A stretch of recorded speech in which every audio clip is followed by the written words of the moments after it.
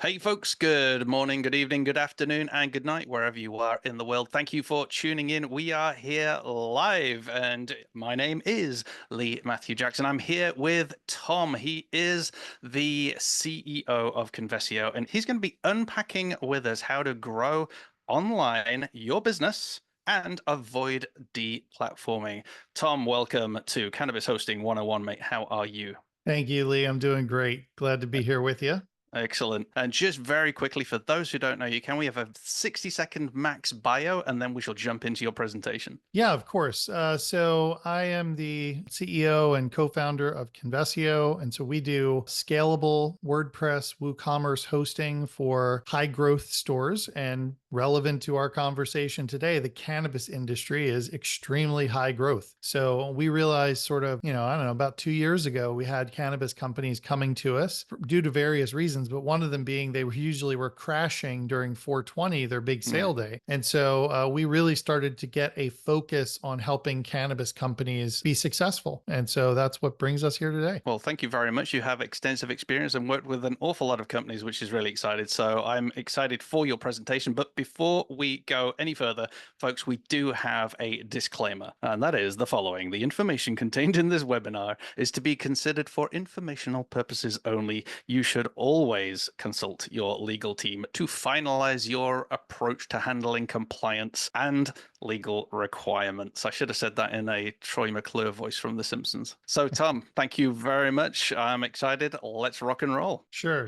Thanks. And though I love playing a lawyer and an attorney, I am not one. So, and one of the things we'll cover in this is that there's so many varying laws depending on your country. And if you're in the US, your state. So it's impossible to be an expert at all of the things that are out there legally in this really ever changing industry. So today we're going to talk about 4 ways that you can create, well, actually 3 ways you can create a sustainable cannabis business. And we're going to show you some actual success stories of how people did it and some of the struggles that they had. We're going to really talk about deplatforming risks because this is one of the things that can be extremely disruptive to your business and probably in some ways could be the most costly because it's so difficult to recover from. It's very time intensive to recover from a deplatforming incident. We're going to talk about how you choose open source platforms and specifically WordPress today. We'll talk about scalability and compliance, which is an area that we help a lot of our clients. And then again, we'll share some success stories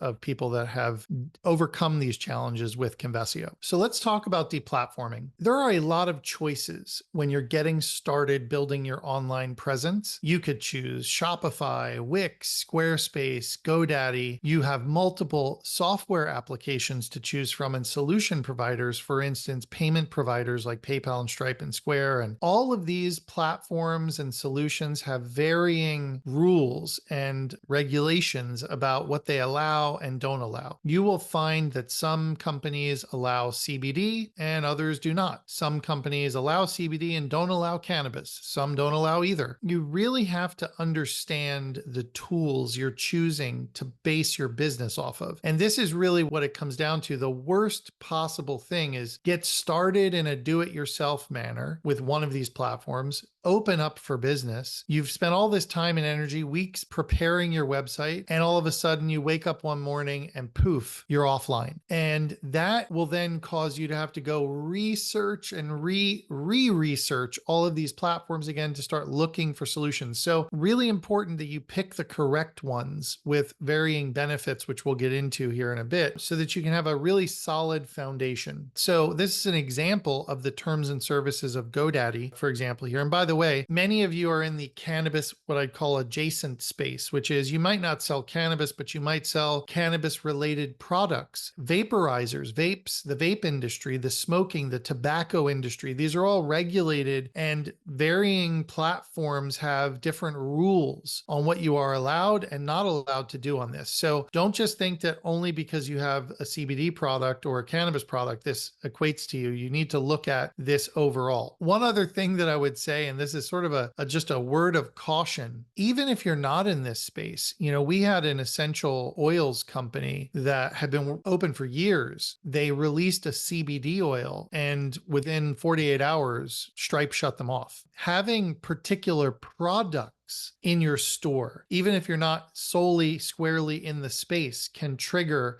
a deplatforming or a service disruption event.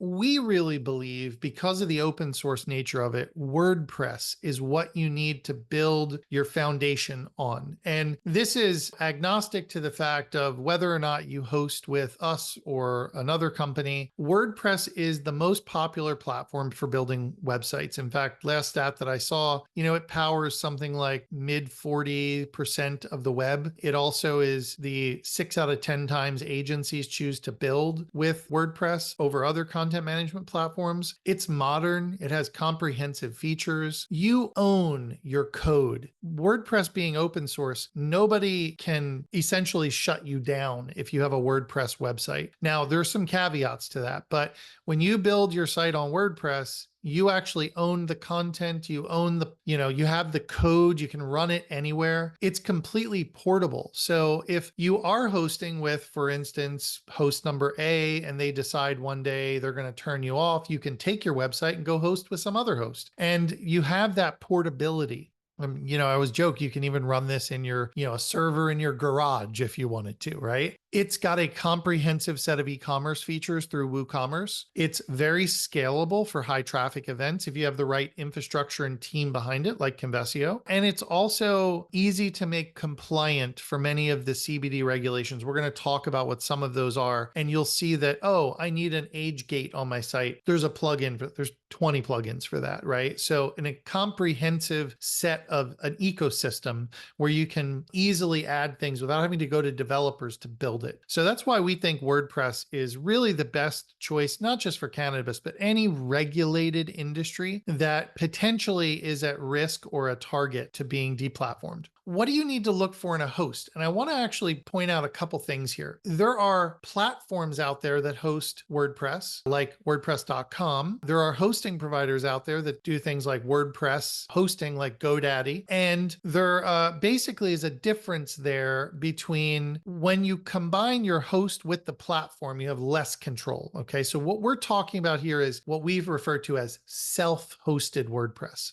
So this is the one where you can take it and you can go anywhere you want. And so when you're looking for a hosting provider for self-hosted WordPress, you want to make sure they have a focus on security and compliance. This is beyond being cannabis friendly. First thing, make sure they're cannabis friendly and you're not violating any of their terms of service. But you want to make sure they have a focus on security and compliance. They need to have modern data security controls, and they need to have things like enterprise Cloudflare and SSLs and all the things you will normally see. So you need to make sure they're up to snuff security-wise. It'd be great if you got a service level agreement, what's called an SLA, to guarantee uptime. It'd be really great if they had scalable infrastructure, because you are in a high growth industry. When you have big sale days like Black Friday, if you're not in the cannabis space, or even if you are, a lot of cannabis companies market for Black Friday also, but 420, you want to do big promos, you need to make sure you can handle scaling up for those. And it's not going to break the bank, and it's not going to be a challenge. You don't want to have your site crash in the middle of a 420 sale. You need backup, redundancy, and recovery systems. So consistent backups. Those backups are important because if you want to move your site somewhere else, you've got to have a backup of it. Really awesome technical support. And finally, a user-friendly interface. We don't want to have to be server admins to go in and take a snapshot or a backup of our site or create a staging version or something like that. So that's really what I recommend the basics are looking for a really good hosting provider. Now, let's talk a little bit about what the legal considerations are. Once you find that hosting provider and you've got a platform that's not going to deplatform you, there is a whole ton of legal considerations and restrictions. You've got licensing requirements, you've got compliance audits, you've got banking limitations in the cannabis space, which is a real bummer now until the federal government changes things. Advertising regulations, restrictions on what can be done on Facebook and Google around around CBD and cannabis, lab testing you've got to be thinking about. And this is one that I find most medical marijuana companies don't realize: HIPAA compliance. That's another thing. So HIPAA is, we'll talk about this in the coming slides, but this is one that I think has been a bit of an oversight in the medical marijuana industry. And it's estimated that these legal costs can typically cost a small cannabis company $20,000 to $50,000 a year on just legal fees, compliance, and consulting fees to make sure that you've got all your ducks in a row when it comes to this stuff. So let's talk about HIPAA. So HIPAA is the Health Insurance Portability and Accountability Act. It's governed by HHS in the United States, which is the Health and Human Services Organization. And what HIPAA is basically how you must treat patient information. In HIPAA, there's data called PHI, Protected Health Information. And HIPAA outlines a bunch of guidelines on how you have to handle that data, just like if you're a doctor's office. In the HIPAA world, there is what are called covered entities. And what a covered entity is, your doctor is a covered entity. They're handling your health information. But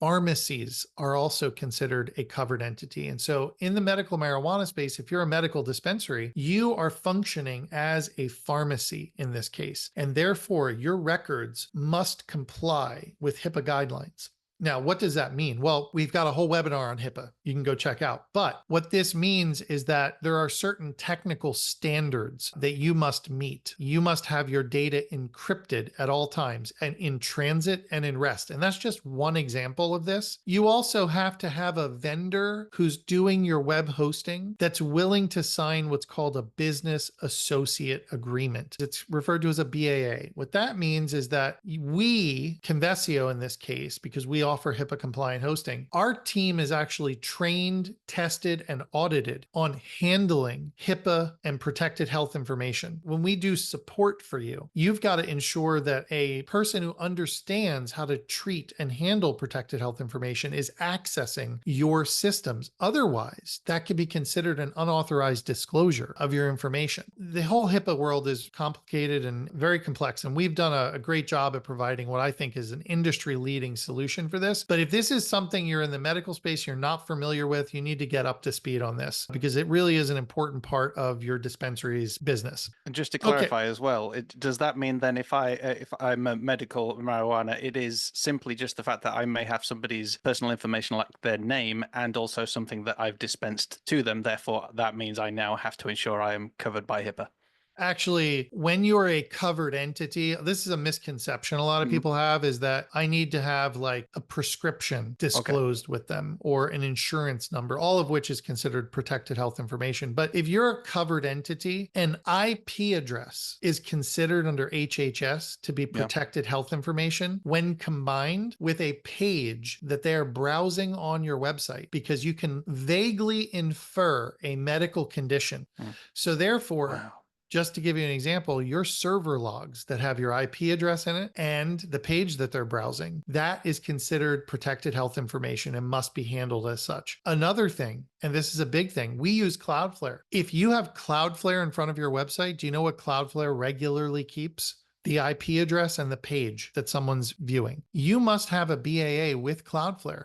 Well, they will only sign a BAA with enterprise customers, which cost thousands of dollars a month. We have a BAA that covers our customers because there has to be continuous coverage of that. So we are enterprise Cloudflare clients. That's part of our technology stack, and we have a BAA with Cloudflare. Therefore, there is no break in the chain of custody of that data with a non-BAA covered entity. So that's really important. Great question. And these are the kind of nuances that like you could spend 6 months studying HIPAA to understand, when it's like really a lot easier to just go partner with someone like us. So legal considerations. Another big one you've got to cover if you're in the cannabis or any cannabis adjacent industry is age gates. And these really vary by state in the United States and by country. It's really important that you know your local regulations here. Age gates are based on what types of products you're selling selling. And this, I'm going to jump ahead of screen. This is an example of one of our clients with an age gate on it. So it's like, you've got to confirm you're an adult before entering the site. In this particular case, age gates are regulatory requirements for most places and most companies selling anything that can be considered to be an adult product, like vapes, vaporizer, paraphernalia, vaporizer accessories. Also, it's designed to be a disclaimer. We all know it's not going to necessarily prevent underage access, but it's designed to make it very aware that these products are only for adults. It is becoming pretty standard. So it's actually a trust builder in the industry for legitimate businesses. When you don't have this, I browse a lot of these sites because I work with a lot of these businesses. When I don't see this on a site, it actually kind of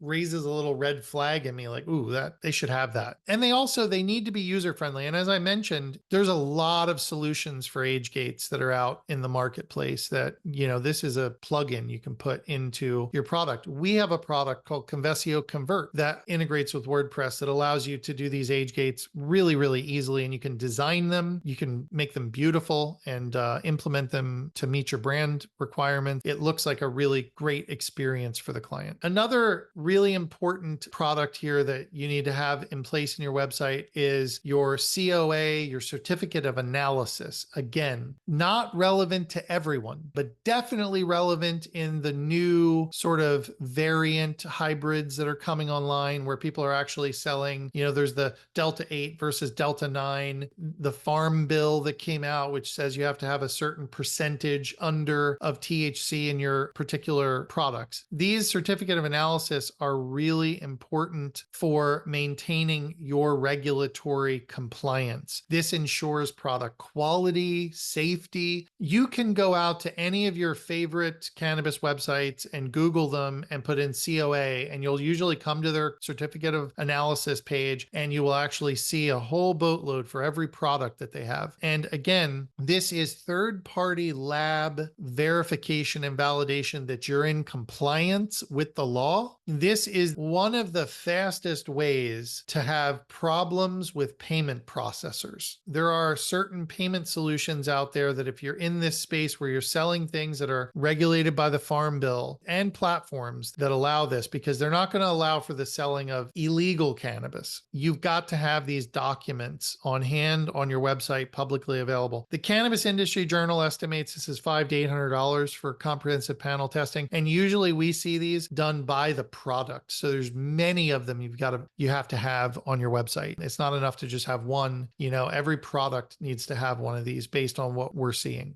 Let's talk now a little bit about preparing for these high traffic events. We have a saying at Convesio, don't let your moment of glory turn into your worst nightmare. And so you've prepared, you've put marketing, you've spent tons of time, maybe a lot of money on marketing, getting the word out, emailing your customers. Everyone's anticipating for this big 420 sale. They're going to come to your site and buy a bunch of stuff. And 10 minutes in, the rush of traffic is so large that everything comes to a grinding halt. Your site is down, customers are upset. It's a terrible place to be. It's so stressful when this happens. I mean, I'm telling you, we talk to a lot of people that this type of thing has happened to them. And, it's just traumatic. I call it like traumatic hosting syndrome, because you're very on edge about, is my sale going to go off without a hitch, or am I going to have technical problems? Here's our recommendations for this. So you need to run a proven tech stack. Okay. And this means having a really good hosting partner, shameless plug, like Convesio. You want to run Nginx. That's your web server. It's, largely considered to be the most mainstream, compatible with WordPress, fastest web server that you can get. You want to have MariaDB, which we believe is the right database for WordPress. You want to use 3 technologies critical for scaling your site: Redis, Object Cache Pro, and Cloudflare. All you need to do is check with your host to see if they've got these things. We're not going to go into what they are, but they're types of caching and plugins that will allow you to really scale your site up and maintain speed and performance and not crash. You need to also prepare. If you know you're going to have a blowout sale and it's going to be the biggest day of the site ever, you should really be load testing. That is, and a load test is where you actually simulate the orders you expect to get on that day. So, and there's lots of ways you can calculate this. You can think our average conversion rate is this. We think that that's going to go up by X because we're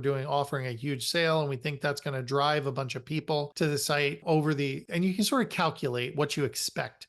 You can also test the upper limits with this. You can run all sorts of tests. You can run moderately large increase in traffic and orders, or like 5x. I really think that this is a way you don't want to go in with what I call the hope and pray method, where you just hope you're ready and you pray you don't crash. Another thing is performance optimization. If you've got a team that knows how to optimize WooCommerce, they should be able to utilize some very sophisticated technical tools to measure what's happening in the background of WooCommerce. By the way, if I don't mention it later, we've got a webinar coming up, and if you're seeing this after the fact, you can always go to our website and watch it on WooCommerce and preparing for Black Friday and 420 type of events, where we'll talk about how you can optimize your store's performance. You want to identify, are there plugins slowing your site down? You want to take steps to optimize your website and optimize it for loading fast on the front end and loading fast on the back end. You want to make sure you've got a culture of continuously improving. If you're one of these cannabis businesses and you've got a hockey stick growth curve, you are going to need to be more optimized next year than you are this year, because you're going to hopefully be getting 2-3x the orders next year that you're getting this year. And that means really having practices in place where you're not throwing in new plugins without testing them and making changes to the site without testing it. When you have an e-commerce business, minutes of downtime can equal hundreds or thousands of dollars of lost revenue and angry customers. So you want to avoid that at all costs. So as your business starts to mature and you start to grow, you really need to put structured practices in place for managing your website. And then lastly, and this is a big, huge thing, and we do this at Convesio because we just believe it's essential to your success. You need to have a DevOps engineer monitoring your site the day of your sale. If something goes wrong, anything can, right? If something goes wrong, you want to make sure you've got someone there at a moment's notice that can help you figure out what's going on. You don't want to put a ticket in and have to wait an hour for a response. Someone's out to lunch. I mean, make sure you've got people standing by monitoring and managing your site's performance so you have the highest chance of success. We're going to watch a really quick video here from Primal Ventures. We came to know these folks because they went through a deplatforming event, and they're going to tell us about it. My name is Smith Adams. I work as the Chief Marketing Officer for Primal Ventures. We're a new company doing THCA wholesale. We initially got set up on Shopify for our B2C customers. Initially, Shopify was receptive to our business model. We cleared, what we were going to be selling with the salesperson before they got our account set up. We were told by GoDaddy that it was perfectly fine what we were doing. After we started generating sales, Shopify was like, nope, never mind, we're not cool with this. And they ended up booting us off the platform with no warning. We got a notice through email that there was an issue with our account, but they wouldn't specify exactly what it was. So it was very sudden. It was very frustrating. So I found WordPress. It seems to be a little bit more freedom because it's open source. We needed a hosting service for WordPress, and that's when we found Convesio. Convesio has been awesome. I'm not a code guy or a web developer by any means. Whenever I have a question as far as setting something up or resolving a bug or anything like that, I can just send a message to the chat. It's been pretty great. Shopify doesn't have like a call line where you can call anybody. The closest you can get is an AI chatbot, which was an absolute nightmare to work with. That's why I prefer something like Convesio now, because you can talk to a human being. It was like the same day I found your company, I was able to get on the phone with Mr. Tom. So that was pretty cool to be able to talk to the head guy. That was very, very different than what I experienced at Shopify, where I couldn't get help for anything. Now that we have everything set up here, I'm excited to move forward without fear of, I'm going to go and invest all this time and money into developing this and then potentially get kicked off again. I'm just excited to have like the safety net of knowing that I'm not going to be deplatformed anymore. That's an awesome story. And by the way, when we encountered Primal Ventures and Smith, it was crisis for them because they had literally just started their business and got turned off. we rallied behind them to help them, and they were great to work with and are an awesome client of ours. And it feels good for us to help people. I mean, we are proud to have had a little part in their journey, but also like it's traumatic being deplatformed. We feel for anybody that goes through that and the effect that it has on their business. Another company that's we had a chance to work with one of our partner agencies, SoCal, is Mood. And Mood is a very large cannabis company. We worked with them. They were on an AWS stack, I think, before they came to us, and were having pretty consistent crashes due to the scaling and level of capacity that they needed. And we had a chance to work with those guys and had tremendous success. It's been really great. They have an excellent team, and it's been awesome to see their growth over the years. And there's more information here in the case study that you can read on our website. And I believe Primal Ventures just went live with their case study on our website too, so you can watch and read more about that as well. Let me sort of kind of wrap us up here with the Convesio advantage. So we are cannabis friendly. We're experts in scaling WooCommerce. We are fast, secure, full service support via Slack, experienced in compliance and HIPAA and all that type of stuff. We've worked with some of the largest cannabis sites in the industry like Mood. We have stores on our platform that do over $10 million a month in sales with WooCommerce, and well over 100,000 orders a month processed with WooCommerce. So we have a tremendous amount of experience scaling. I kind of believe if you're doing 100,000 orders a month, you're probably in the top less than 1% of WooCommerce, but easily less than 1%, probably the 0.1% of e-commerce stores using WooCommerce at that level. We've achieved things that other hosting companies, they wouldn't even attempt to handle these type of accounts, because it requires so much specialized knowledge. There's just not many of us out there working with this level of scale in the industry. We believe that makes us a really, really great choice for the high growth cannabis store. And we're also just really great to work with. What can I say?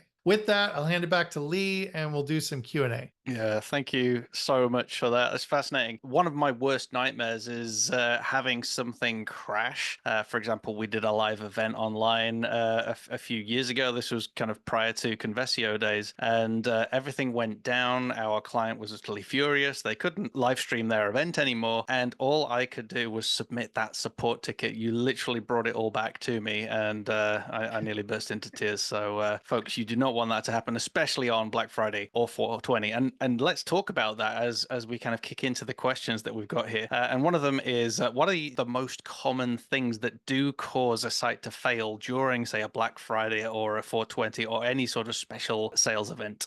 Well, I would say I'd start with people are typically unprepared and they are unaware. I think there's a lot of just assumptions before this happens the first time for you. There's a lot of assumptions that everything will just run fine. I don't have to worry about any of that stuff. And that is just not. Now, after it happens one time, you're very aware, you're hyper aware of it. And you don't go into those type of events the same, because there's a level of, it's sort of like you have ignorant bliss in the beginning. You can probably relate to this. It's like, then you have a bad experience and you now have hypersensitivity going into these events. I actually want to throw into the ignorant bliss there that I'd paid for the absolute top package of that host. So I thought I was sorted. That's a really good point, because a lot of times people are like, well, I can handle whatever. I just upgraded, I went from spending $20 a month to $75 a month for my hosting, and I should be able to just handle whatever. And that is not the reality, folks. I'm sorry that,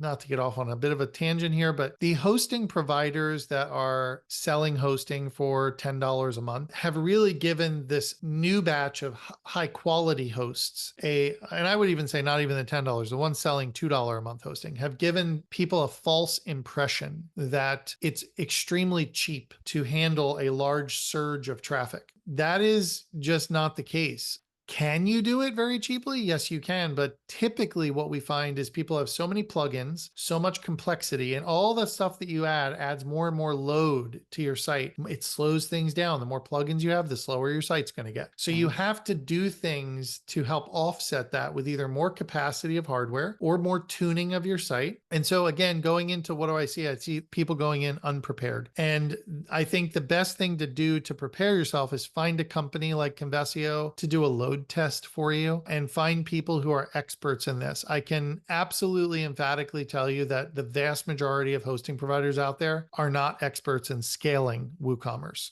No.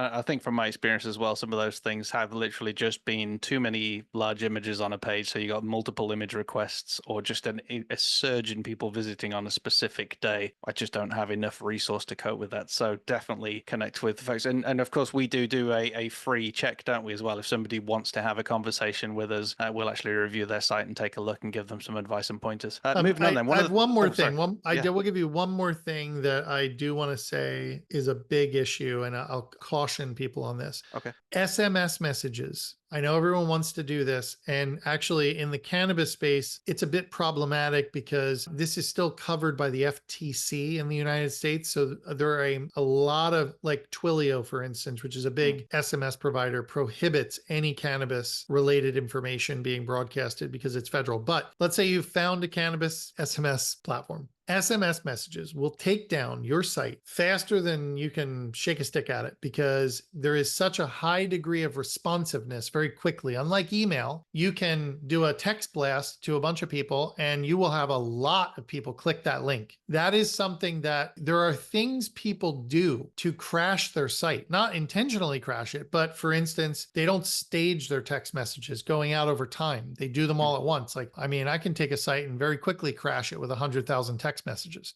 They also don't do things like stage their large email blasts out over time. These are all practices that when you're having a big sale day and you're going to have a big offer and there's going to be a lot of interest in it, you need to have plans to stage out your traffic through the day and not having it hit all during the same 5 minutes. That's real good. Thank you for that. Now, you did mention HIPAA earlier, and I could kind of feel the overwhelm for some people. What information specifically needs to be compliant, as it were, under HIPAA rules? There's a really good list on the HHS's website, and we have it actually in our HIPAA webinar. But you as a covered entity, let's say you're a medical dispensary, as a covered entity, you need to be protecting personal information and any health information. And personal information is name, address, phone number. There's some odd ones like your IP address, right? Because HHS does deem that as personally identifiable since it can be tied to an individual. The other thing you need to make sure you're absolutely covering along with personal information is any medical information. This is insurance numbers, prescription data. And if you're a medical dispensary using WooCommerce, for instance, this could be purchase data with, all of your order data in WooCommerce. You want to make sure you really have security and HIPAA compliance around this type of stuff. And that means who's got access to it, where is it being hosted, little things in the HIPAA world, like, you need to have two-factor authentication enabled on your website. If you've got a WordPress site and you're storing protected health information in it, you've got to have two-factor authentication turned on. You need to have named users. You can't have support at my web host or my webmaster or my agency. You have to have john.smith at this agency with two-factor authentication enabled, because the other thing HIPAA requires is audit logs. So you can't audit log a generic user that's not tied to an individual. So these are all things like we have a HIPAA audit that we will do. If you have a HIPAA website, we basically audit the state of your site before you come onto Convesio. So we understand where the gaps are at. Yeah, that's a great question, and it's complicated. Super helpful. I figured it was a bit of a loaded question because there's so much covered, but that Right. does definitely give us an idea of kind of some of those key touch points, and of course help us understand how we probably need to lean on someone else for help. Now, earlier on, you mentioned the idea of being deplatformed from Shopify and then having to essentially rebuild an entire site. I think this leads perfectly onto a question of what is the difference between WordPress.com, because you've just told me I can go to WordPress and build a WordPress site, but isn't that the same? What's the difference between WordPress.com and Convesio? Yeah, really good question. So you've got WordPress.com and I have to answer this for other restricted industries because they are a little restrictive in certain spaces. WordPress is open source, and it is the software that we use to build and run websites. Okay. It is owned by a nonprofit foundation controlled by a company called Automatic. And Automatic are the creators of WordPress, but they have open sourced it. Automatic has several commercial ventures like WordPress.com. And WordPress.com, it's like WordPress plus hosting all in one. So it's like designed to compete with the Wixes and the Squarespaces of the world. And so you go there, and there's a WooCommerce version of this as well available. You can host WooCommerce there, and that's designed to compete with the Shopifys of the world. You are getting your platform and your host all in one. You need to be careful there because that's similar to choosing a host that doesn't have the allowance for these regulated industries, because you are now governed by not just, yes, you can use WordPress, but you've got to host WordPress somewhere that is friendly to your regulated space. And most of the time that's not automatic, and they're commercial ventures because they have restrictive terms of service as well. So even if you are dealing with CBD related products, even if it be scented candles, etc., you may actually have to be very careful. Right. So you mentioned Stripe earlier. Do you know of any payment providers or other vendors other than, say, Stripe or PayPal? Because I understand that they don't allow these sorts of transactions. This is like really an ever-changing, very quick landscape. Okay. Sure. So I would just verify everything I'm about to say to our audience. Okay. Because I'm going to just give you some general things here. Things change all the time, folks. Things change all the time. And I'm not an expert on all the possible payment solutions for this. Sure. Space. But first of all, Stripe is usually very restrictive. You can get payment providers that will process the CBD industry. Usually you have to go, like, for instance, one of the payment companies that we are in the process of partnering with is called Clearant. Clearant will do CBD transactions. They will also do all the adjacent industry transactions as well. They will not do cannabis because it's federally illegal. And in fact, most banks will not do cannabis because it's federally illegal and it involves transiting money across state lines. That's really what I believe the sticky point of this is. There are certain solutions out there for your dispensaries. If you've noticed, you can actually pay usually at an in-person dispensary with like a debit card. And that's because they're doing some sort of a cash back transaction where you're getting cash from the debit card and they're taking part of it. And it's like a cash back transaction of some sort. And that's kind of this very gray area for the cannabis space. And I have heard that there are people allowing things like ACH transactions of some sort. There's some folks doing that, so that there's also providers out there that do specialty compliant things, like Kratom is a whole other regulated space. Kratom is usually in the form of a drink, and this is another, it's like an intoxicant type of thing, and it's state by state is very varying laws on it. And there's certain providers who will process cards for Kratom. It really depends on what you're doing as far as who you're taking payments from and how you're taking them, and is it online or is it in person? And it's hard to navigate this stuff. I wish I could tell people there's an easy solution. No, but that's good, because what I'm learning here is, you've got to do your due diligence and have a look at the terms and conditions of the providers. For example, I believe Square will allow certain CBD transactions, but again, you've got to go ahead and look at that. That was something I was looking at the other day, and again, that could change. I guess, though, the beauty of this is we're recommending WooCommerce, and in most cases, most of these payment platforms will have some form of integration with WooCommerce, as opposed to if you were going on a third-party platform that is owned by somebody else, you are far less likely to be able to integrate with any of these payment solutions. So again, that just kind of highlights that as this is a changing landscape and you need to be flexible, if you have something that you have your own code base on your own server, etc., with, say, Convesio or another compliant company, you can always switch if you need to an alternative payment provider, because there's more than likely going to be support for one of those many others. I think that's really, really helpful. How long do you think it might take for a Shopify store to be rebuilt from a deplatformed Shopify? And you've had this experience with clients. I mean, it depends how many products you're selling. And also the other thing too is whether or not you want to do it yourself or you want to hire someone to do it. And there's different considerations here. So, if you are very experienced with WordPress and WooCommerce, you could probably spin up a 5-product store, 10-product store in, a day or two. If you are going to have to hire an agency, you're going to have to interview and vet them. And then you're at the whim. I think most agencies will tell you to design a site from scratch. It's 4 to 6 weeks at least, depending on the size of it. But most like small business stores that I see and local agencies we deal with, they take a month or two to design a website. Long time to be out of business. you could probably go get immediate help through platforms like Codable and Upwork and Fiverr, where people will build stuff for you and offer you fast turnarounds. And that's more I'm going to hire a freelancer, but that is like more wrought with risk. You know, you could spend a bunch of money and not get what you want and find out the person you hired is kind of flaking out on you. That's why platforms like Codable are really good for that type of thing, because they're vetted WordPress coding experts, developers. So there's a lot of choices out there, and it really all depends on your time, your resources, and your expertise. If you want to do it yourself versus hire an agency, if you've got thousands of dollars to spend getting your site the worst part is you invest $5,000 or $10,000 building your Shopify store and you get shut off. And in the case of Primal Ventures, when we helped them, and they took more of the DIY route. So they basically were like, we want to try building this ourselves. And Convesio just helped them. We sort of supported them and assisted them during that process. Their site wasn't even online. They couldn't even get access to it. I had to show them how we could use the Wayback Machine to go like look at their content and literally like start copying and pasting it out of there to help them get this content in WooCommerce. And I mean, that's just crazy. That was going to be my follow-up question is, can you export the data from these platforms? Maybe some of them, yes. Maybe your storefront is disabled, but you still have access to the back end. But in this case, that's awful. No access to the back end. You're having to rely on Wayback Machine for products in the hope that Wayback Machine has got a snapshot of something fairly recent, because they don't do it all the time. It could be several months old. And if you've got a high product turnover, that's awful.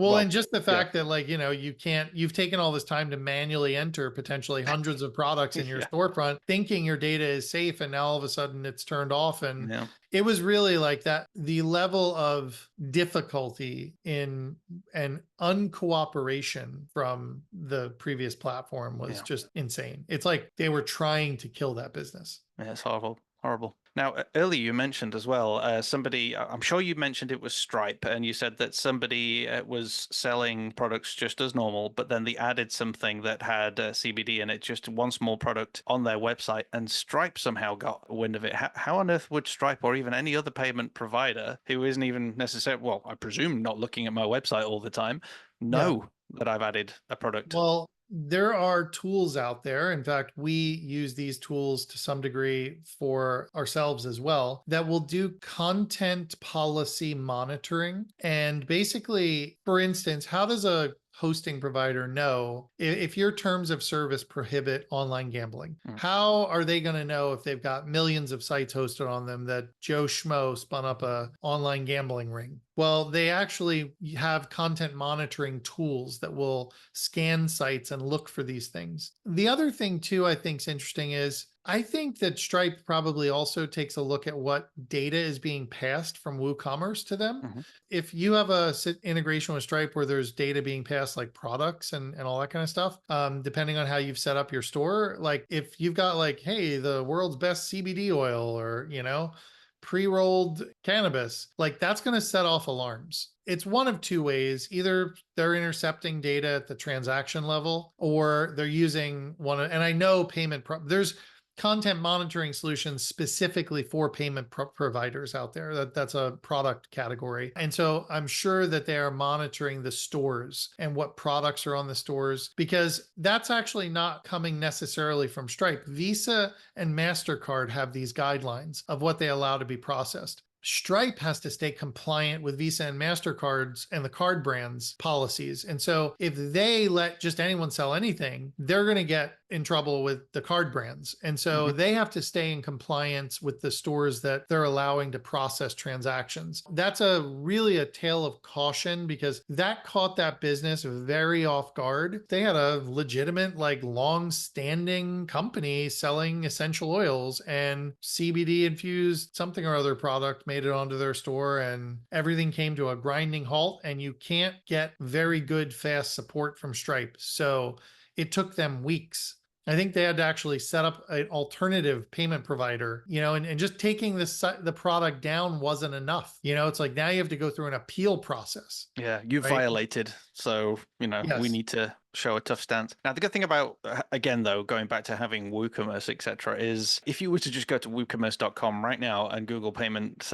gateways, I'm pretty sure there's like 70 plus payment gateways that are already supported with WooCommerce. So let's say you were on Stripe, you accidentally got deplatformed in that manner through Stripe, you can probably select from a whole slew of existing integrations. So your actual time to convert from one payment provider to another is going to be a lot less. Worst case, if the payment provider isn't covered, WooCommerce, WordPress, both of themselves are completely open source. So any developer can look at this code and understand how it works. And they can therefore look at other payment processor plugins, understand how to create a payment processor plugin, and then work with the API of whatever third party you may have found. Therefore, it's going to be fairly quick and efficient if you can find a decent developer quickly enough for them to be able to create you some sort of payment gateway plugin for WooCommerce as well. So there are so many extra options. Again, because you said earlier in your presentation, you own the code, you have the code on your server, you can make these changes. You are not at the whim of lots of different payment providers or at the whim of, say, Shopify or any other third-party company that could literally just take you down and not give you access Right. to your content, which really sucks.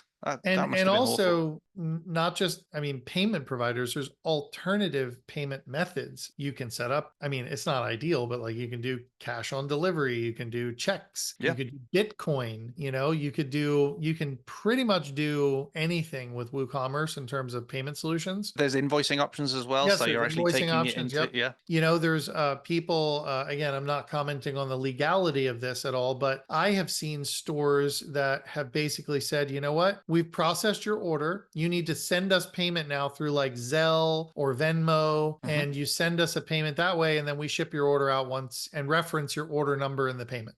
And so I've seen people taking payment like that as well. And I have no idea whether that's allowed or not, but that is a very creative way that people have done payment processing when they haven't been able to afford or find a merchant processor. It's more like the cash method. There's really tons of options. You will not find a platform that supports more payment ways to get paid than WooCommerce. Yeah, absolutely. Now, there's kind of an elephant in the room, and that is people's preconceived fears about using something like WooCommerce and WordPress combined. People have this idea that they're easy to hack and they can get malware, etc. What sort of procedures do Convesio put in place to protect a website? Because there's nothing worse than the fear of being hacked, your site being brought down, or malicious content being placed on it. Well, first of all, I will tell you that no one is safe. There is no such thing as 100% safety and security. If Bank of America can get hacked and, Morgan Stanley can get hacked, your WordPress website can get hacked. You have the benefit of likely not being a large enough target to get that level of attention that someone's trying to hack Bank of America. But there is no such thing as a 100% secure solution. Our approach to security is multi-layered. And so we have the best of tools that you can leverage for security. And that's a combination of things like software products like Cloudflare and Monarchs, which is our malware AI remediation built into our servers, and also best practices like making sure you have two-factor authentication enabled, making sure you're not running out-of-date plugins, making sure that you have locked down and turned off certain high-risk features in WordPress. Even with all of that, enforcing strong passwords, another one. And you'd be amazed at how many legitimate stores we see that have not taken the time to lock these basic things down. So you have to have the right tools, you've got to have the right best practices in place. And here's the big last one. If they do go sideways, you got to have a team of people that know security to be able to jump in at a moment's notice and take action, because there's always the potential something can fail. If you're running 20 plugins, I can't promise you one of those plugins is not going to have a 0-day exploit that's going to, I can't promise you WordPress isn't going to have that. And nobody, even with the best security in the world, can guarantee you will be protected from some non-existent security exploit in the future that may or may not happen. Okay. We don't have crystal balls. You've got to make sure you have a team of people that have your back, that can be there to jump in and fight that fire for you, because you're probably not an expert on WordPress security. Know your limitations and have a team that you trust to have your back if things happen to go sideways. That's my approach to security.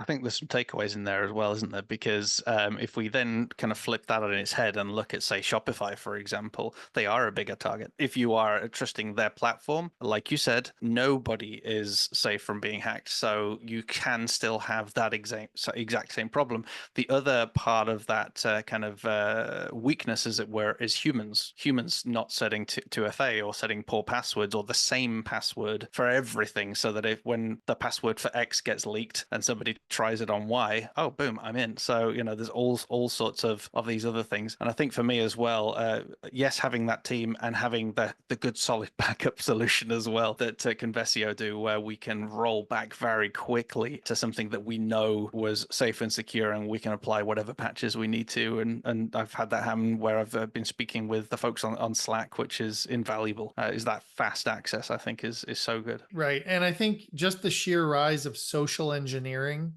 hacks that are coming up, which, is basically where people try to like deceive people in your business to trusting them. And, we've all gotten those, hey, I mean, we get it all the time. People will send my team notices, will be like, Tom asked you to go buy $1,000 in gift cards and, let me know when you get them because I need them. I'm in a meeting and I can't talk. Right. And so it's like, it's not like a hack where they're trying to hack into your systems. They're trying to socially engineer a hack. And some of the biggest hacks that have occurred have been holes in processes where people have called into the reception desk and said, hey, at a big company, I'm, traveling and I can't get onto the VPN. Can you tell me this piece of information? And then they give it and then they call back again to get more information. And all of a sudden they've pieced together enough information to penetrate a system. That those types of attacks are on the rise. So you have to be diligent, both from a practices standpoint, but also from a technology standpoint as well. Yeah. And that social engineering reminds me as well of those stories of people saying, hey, this is such and such from such and such a company. Our bank details have changed, so all future invoices should be paid to this bank account. And lo and behold, you've lost a whole load of money. All right, well, we are coming into land. This is, we've got several other questions, but we'll finish with this one. So apologies for anyone who's watching or who submitted questions if we've missed anything. So you can get in touch with us at any time. Just jump on the website. If you're watching the replay, there'll be a link to emails and contact forms, etc. below. So any questions that you do have, do let us know. Tom, this is our last question then for this session. How do I know that my site won't go down on a major sales day because of that anxiety? Yeah. How do I know it won't? What can I do?